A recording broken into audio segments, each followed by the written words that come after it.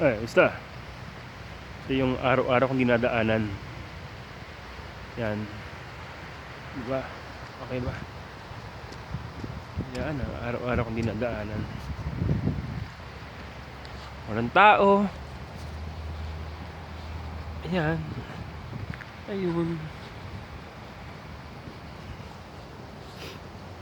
Sisipon na ako. Hindi naman malamig yung ano eh.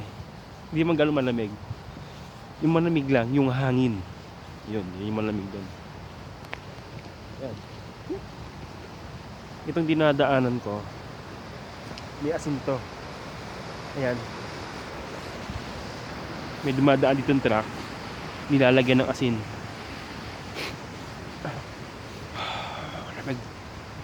Ayan lang. Gusto kong tumagay.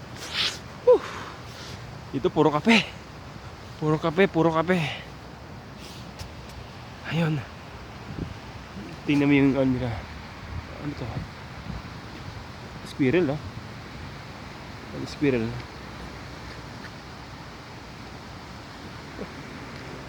Nawala. Maraming squirrel dito.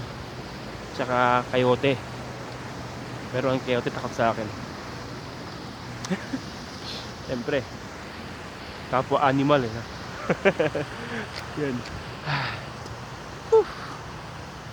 Yan yung daanan ko lagi. Wala ko. Okay nga na. Yun lang. Ay, sana makasyat ako mamaya. Pero may work na ako. Sige, bye bye. Ito may chicks silog. Yun na, bye bye.